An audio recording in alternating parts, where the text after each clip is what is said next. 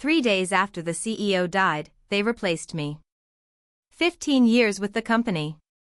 15 years spent building systems that held. Keeping clients who stayed. Leading teams that didn't fracture under pressure. And 3 days after his funeral, I found myself in a glass-walled conference room, the CFO smiling at me as if we were arranging a lunch. "We've decided to move in a different direction," he told me. Effective immediately. I'd seen it coming. The Nephew had been circling for months. They didn't even bother to pretend it was about performance. That was what still amazed me: no warning, no improvement plan, no imaginary mistakes conjured from nothing.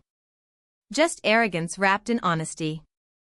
"He's already doing much more than you were," the CFO went on, folding his hands on the table. "He brings new energy, fresh ideas. The role is his." I nodded slowly, as though considering his words instead of recording each one. The Nephew sat 2 seats away, working hard not to look pleased. 26 years old. A business degree, 1 internship, boundless confidence. He'd been introduced as someone being groomed for leadership, which usually meant I was expected to tidy up his messes quietly. Now, it seemed, I was the obstacle. "I see," I said. My voice didn't shake. That appeared to disappoint them. "We appreciate everything you've done," the CFO added, already reaching for the folder in front of him. "HR will handle the exit. Severance, benefits, all standard." Standard. That word always gets used when people want to make something unfair sound inevitable. I glanced around the room. Same table I'd sat at every Monday morning for more than a decade. Same view of a city that had changed while I stayed late, fixing problems no one else would own. I remembered the CEO in this very chair, tapping his pen while he thought. He would have hated this. But he wasn't here anymore, and they knew it. "I'd like to say congratulations," I said, turning toward the Nephew. His head jerked up, surprised. "You have big shoes to fill," I continued calmly. "I hope the transition is smooth." The CFO raised an eyebrow. "That's very professional of you, Maria." "I care about the company," I replied. "I always have." That much was true. Just not in the way they believed. They slid the papers across the table. Termination without cause. Effective immediately, position eliminated. Access revoked by end of day. The language was clean, efficient, careless. They didn't notice my hands were steady when I signed. HR walked me back to my office like I was a visitor who'd overstayed. I packed quietly. 15 years fits into surprisingly few boxes when you never decorate because you're always too busy. As I left, the Nephew was already in my chair, adjusting the monitor height. "Maria," he called out, standing quickly. "If you have time later this week, maybe you could walk me through some of the ongoing projects." I smiled. Of course. That seemed to surprise him, too. "I'll send notes," I added. "Whatever helps." They watched me leave with polite relief. No scene, no argument, no last-minute bargaining, just acceptance. What they didn't know was that the moment they chose termination without cause, they had already lost. I rode the elevator down alone. The doors closed, and for the first time since the meeting, I exhaled. Not in panic. In clarity. The buyback clause had been buried in my original employment agreement, signed when the company still fit on 2 floors and ambition mattered more than politics. The CEO himself had insisted on it back then. "If we ever part ways unfairly," he'd said, tapping the contract, "you deserve protection." Termination without cause triggered it automatically. They never amended it. Never challenged it. Probably forgot it existed. That was their mistake. At home, I set the box by the door and poured a glass of water I didn't drink. I opened my laptop and opened a folder I hadn't touched in years. Inside were scanned contracts, board resolutions, and one document highlighted in yellow. Buyback option. Clearly defined, time-limited, enforceable. Monday. They believed they'd solved a problem quickly. Removed a loyal employee, promoted family, closed the chapter. That evening, I sent a short email. Subject, transition support. Text, happy to help ensure continuity this week. Let me know what you need. Maria. Friendly. Cooperative. Disarming. Then I called my lawyer. She listened quietly, asked 2 questions, and then said the words I'd been waiting to hear. Yes, she told me. This is valid. And yes, they triggered it. I looked out at the city lights, steady and indifferent. They had replaced me. On Monday, I would remind them what that actually cost. Monday didn't start with fireworks. It started with emails. At 8:04 a.m., my inbox lit up with polite requests framed as favors. Could I clarify a vendor escalation? Did I recall why a compliance exception existed? Where was the documentation for a legacy client's pricing? I answered each one calmly, briefly, helpfully. I didn't mention that most of those answers existed only because I'd built the systems myself. Or that the nephew, now officially my replacement, didn't yet understand how much of the company's stability lived in decisions made years ago, quietly, without applause. By mid-morning, he called. Maria, quick question, he said, trying to sound casual. The operations dashboard is throwing warnings. Is that normal? It depends, I replied. Which warnings? Silence, then the rustle of paper. The red ones. I closed my eyes for half a second. Those are tied to contract thresholds, I said evenly. Yellow is fine. Red means someone's about to breach an SLA. Oh, he said. So what do I do? I told him. Step by step. I didn't rush. I didn't oversimplify. He needed to understand what he was stepping into. He thanked me 3 times before hanging up. At noon, HR emailed to confirm my severance details. 2 months' pay. COBRA paperwork. A final paycheck on Friday. Standard, they called it. I forwarded the email to my lawyer without comment. By Tuesday, the tone changed. The CFO called me directly this time, skipping pleasantries. We appreciate your cooperation, he said. It's making this transition smoother. I'm glad, I replied. A pause followed. We may need you to come in briefly, just to walk through a few things in person. Happy to, I said. Let me know when. I could almost hear the relief in his exhale. When I walked back into the building that afternoon, security waved me through without a second thought. Old habits die hard. People nodded as I passed, unsure whether to treat me as former staff or something else entirely. The nephew met me in the hallway, sleeves rolled up, tie loose. He looked tired. I didn't realize how much was interconnected, he admitted as we walked. It usually is, I said. In the conference room, the board listened as I explained workflows they'd never bothered to learn. Dependencies. Vendor risks. The difference between growth and overextension. No one interrupted.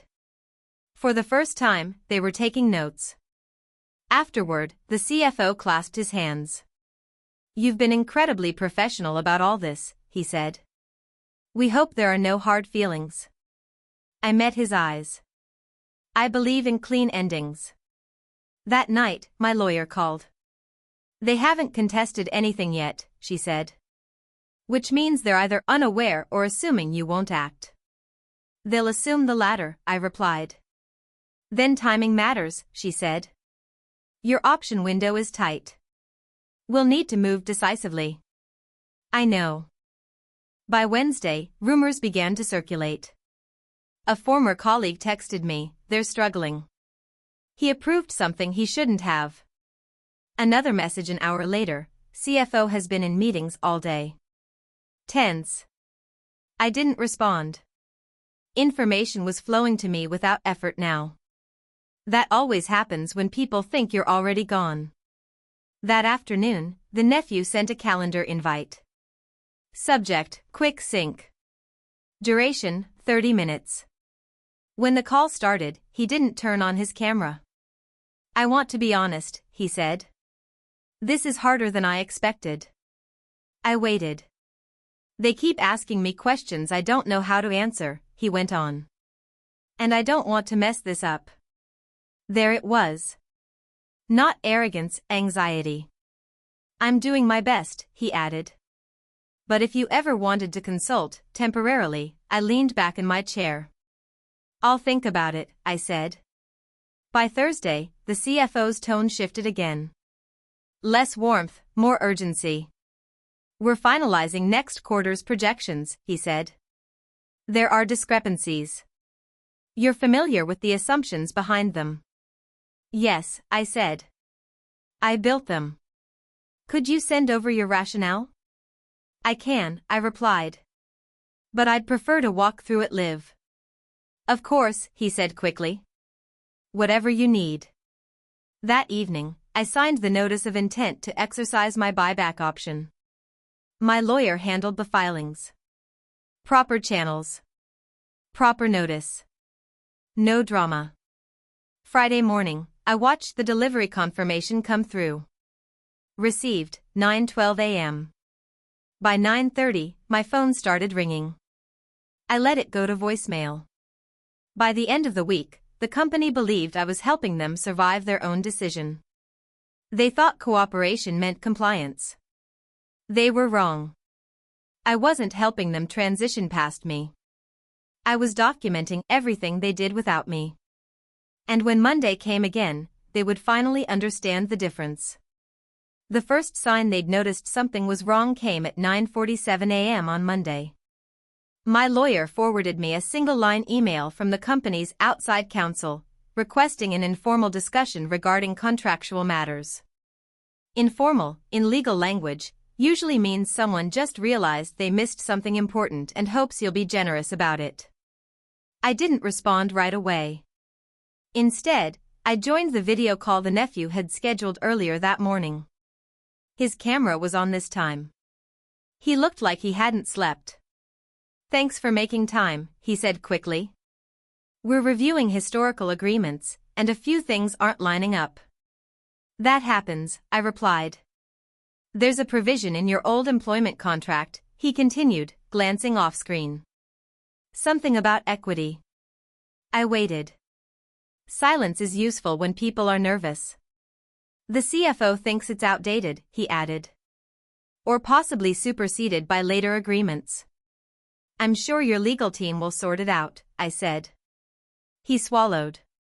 They're asking whether you intend to act on it. I already have, I replied. The call ended shortly after that. At 10:30, the CFO called.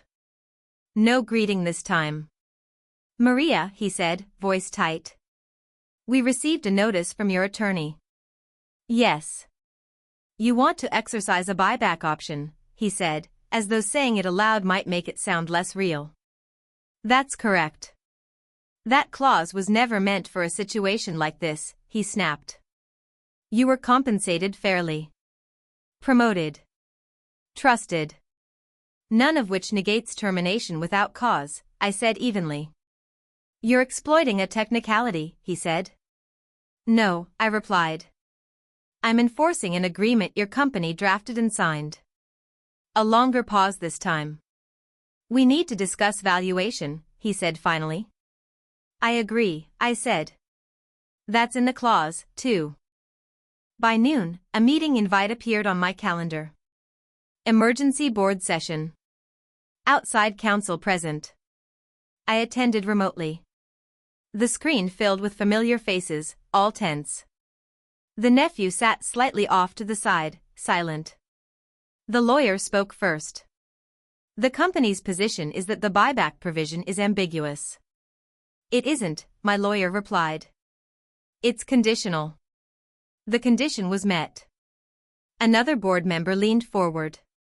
You can't possibly believe this entitles you to reclaim equity at the original price. It entitles me to reclaim it at the formula specified, I said. Which you approved. The CFO rubbed his temples. This could destabilize the company.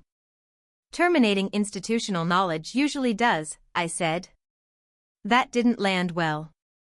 They proposed a settlement, a cash payment in exchange for waiving the clause. Generous by normal standards. Also inadequate. I'm not interested, I said. By Tuesday, the pressure campaign began. HR sent a follow-up clarifying that my access to internal systems would be terminated to protect sensitive data. A courtesy warning. Former colleagues stopped texting. The nephew emailed once, then unsent it. My lawyer updated me. The company had retained a second firm. They're taking this seriously now, she said. Expect a narrative shift. She was right.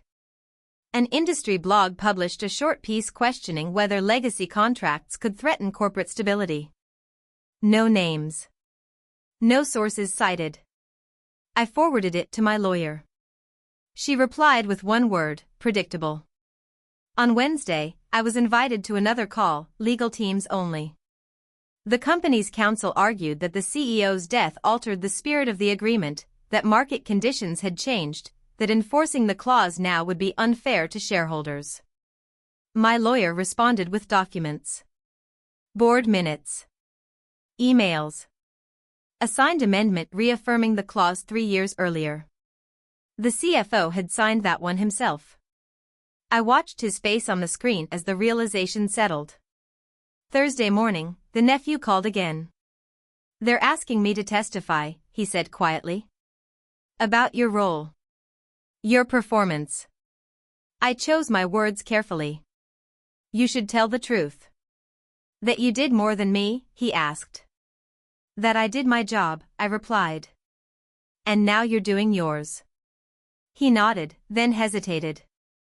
I didn't ask for this. I know, I said.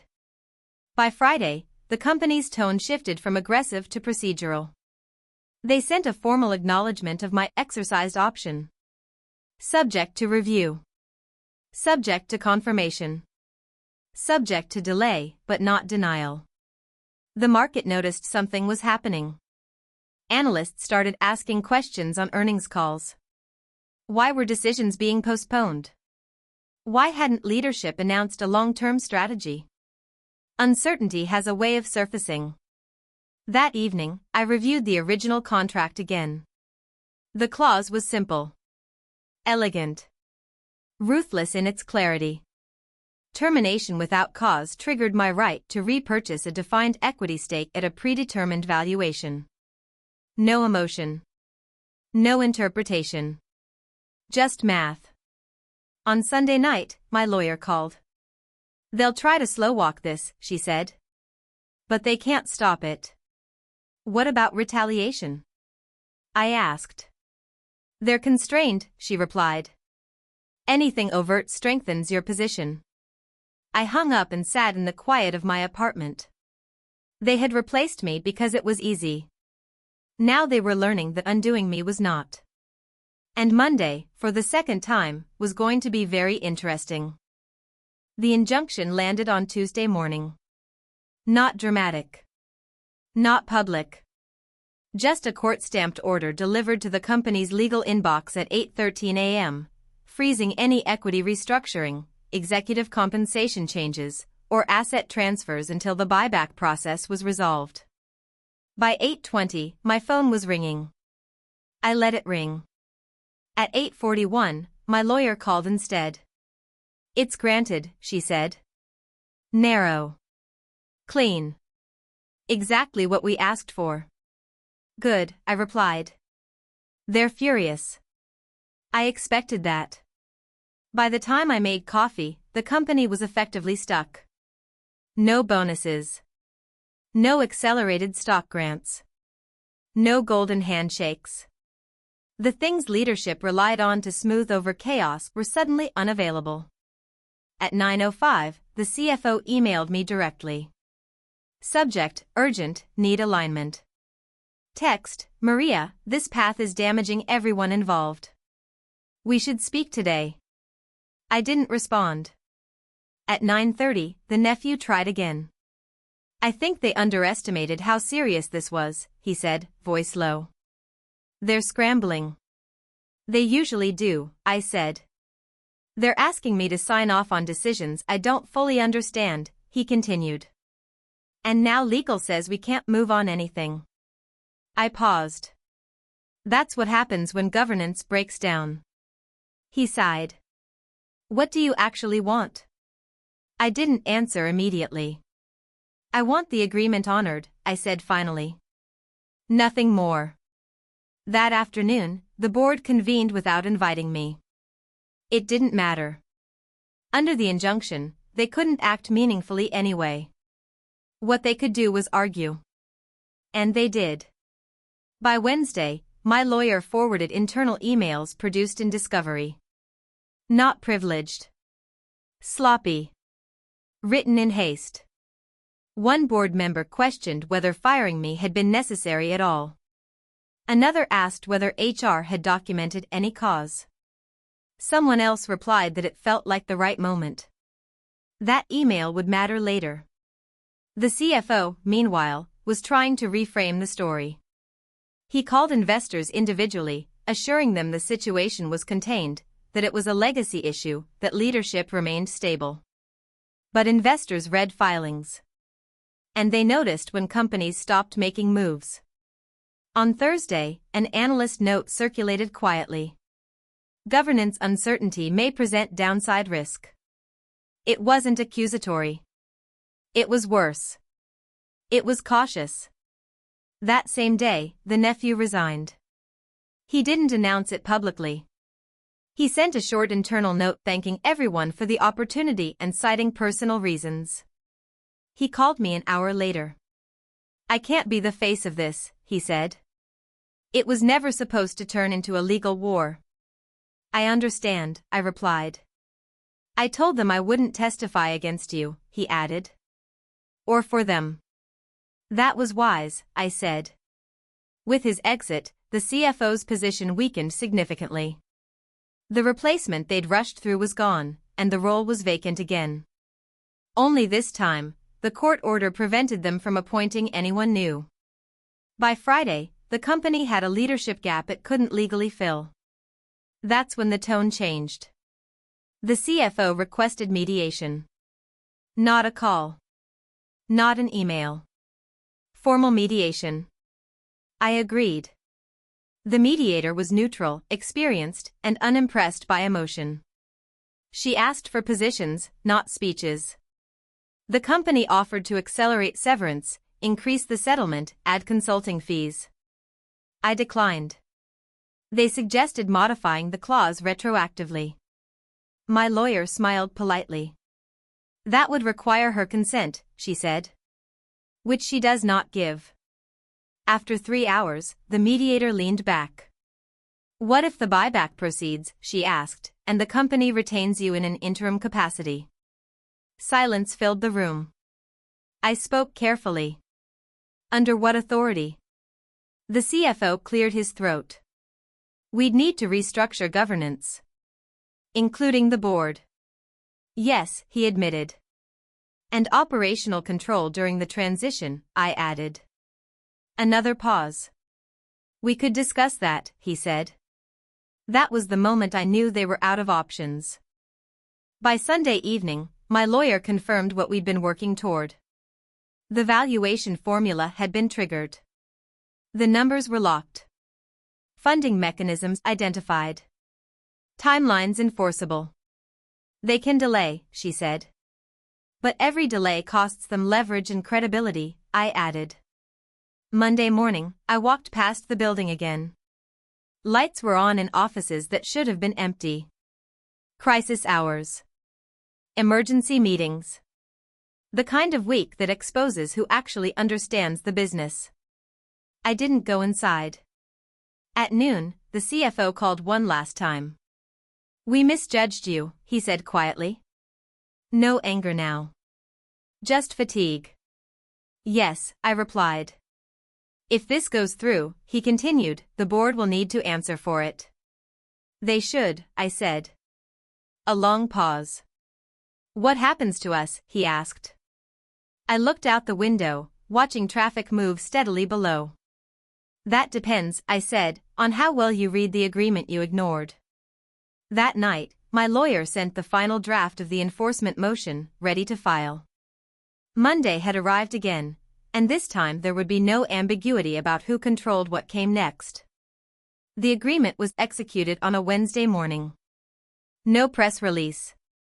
No announcement. Just signatures, wire confirmations, and a quiet email from my lawyer that said, funds received. Equity transfer complete. 15 years ago, I'd signed my first contract in a borrowed office with folding chairs and a borrowed printer. That morning, I signed the final document from my kitchen table. Coffee untouched. City still waking up outside my window. By 9:30 a.m., I owned the stake the clause guaranteed me. By 10, the board knew. The CFO called immediately. His voice was flat now, stripped of urgency and strategy. The transfer went through. Yes, I said. We're convening an emergency meeting. I'll attend, I replied. Send the details. This time, no one questioned my presence when I walked into the building. Security didn't wave me through out of habit. They waved me through because legal had instructed them to. The boardroom looked smaller than I remembered. Same table. Same skyline. Fewer people. The CFO sat at the head, but he didn't look settled there anymore. 2 board members avoided my eyes. One nodded stiffly. We'll begin, he said. I didn't interrupt. I didn't need to. Counsel summarized the situation clinically. The buyback clause had been lawfully exercised. The injunction remained in effect until governance was clarified. The company now had a significant shareholder whose consent was required for material decisions. That shareholder was me.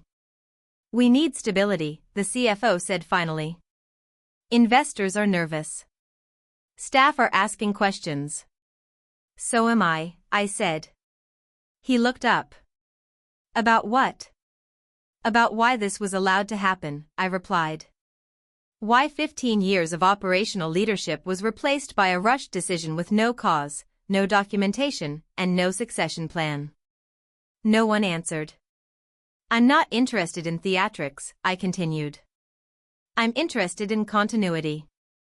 But continuity requires accountability. One board member shifted.